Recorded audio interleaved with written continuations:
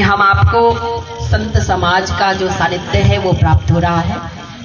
आज के दिन कुछ लोग जल चढ़ा रहे होंगे तो कुछ बेलपत्री भी अर्पण कर रहे होंगे, तो कुछ व्रत किए होंगे तो कुछ परिक्रमा भी कर रहे होंगे। लेकिन सब करने के पश्चात जरा चिंतन करें, कोई तिलक कर रहा होगा तो कोई माला भी कर रहा होगा, सभी भक्ति में लगे हुए होंगे। लेकिन चिंतन करना है। कल भी हमने सुना था, भगवान ने गिरजा को समझाते हुए कहा, गिरजा संत समागम समना लाभ कछुआ। और हम आप संतों से सुनते भी हैं कि सत्संग की आधी घड़ी और माला वर्ष 50। ध्यान से सुनिएगा, समझ आ जाएगा। सुनोगे नहीं तो समझ आने वाला नहीं है। सत्संग की आधी घड़ी और माला वर्ष 50 और क्या है, इंद्र की आधी घड़ी और रहट चले 12 मास। आज तो रहट का जमाना चला गया है। सब क्या करते हैं, मोटर चलवाते हैं, बिजली आ गई है और जनरेटर रख देते हैं, डीजल पेट्रोल से जनरेटर का इस्तेमाल कर देते हैं तो पानी खेत तक पहुंच जाता है। लेकिन आपका जनरेटर आपको रात भर चलाना पड़ेगा, तब एक खेत की सिंचाई हो पाएगी। आपको जो मोटर है रात दिन चलानी पड़ेगी, तब खेत की सिंचाई हो पाएगी। लेकिन जरा विचार करना, यदि इंद्रदेव बरस गए तो रात दिन की जरूरत केवल आधा घंटा या 15 मिनट भी वो इंद्रदेव अपना मेहरबान हो जाए तो इतनी मेहनत जितनी हम रात दिन कर रहे हैं करने की जरूरत उन्हें पड़ती है। आज चिंतन करना है, मनन करना है कि यही प्रभाव सत्संग का भी है कि सत्संग की आधी घड़ी और माला वर्ष 50 वर्ष तक माला कर्मकांड जो भी हम आप करते हैं, पूजा यज्ञ हवन तप व्रत उपवास जो भी हम अपनाते हैं, वो 50 वर्ष भी हम लगातार।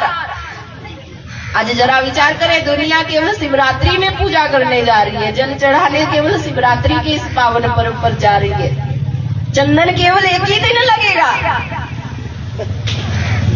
अगले दिन नहीं लगने वाला है। लेकिन चिंतन करना है। हमारे संत कहते हैं सत्संग की आधी घड़ी और माला वर्ष तराजू तोल करके देख लीजिए, बैलेंस तब भी सत्संग का भारी हो जाएगा।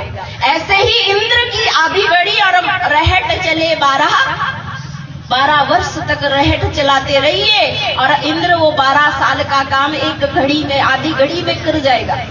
ऐसे ही हम बाहरी पूजा पाठ 50 वर्ष तक करते चले जाएं, अनेकों जन्म गुजर जाएंगे, लेकिन तब भी वो फल जो सत्संग का है वो मिलने वाला नहीं है। इतना बड़ा सत्संग का फल है, लेकिन सत्संग होता क्या है? केवल हमने बोल लिया, आपने सुन लिया, ये सत्संग नहीं है। सत्संग उस सत्य का ध्यान है जिसके लिए हमारे संत कहते हैं आदि सच जुगादि सच है भी सच और नानक होसी भी सच। जो सच हमारे सबके अंदर मौजूद है उसका संग करना ही सत्संग है।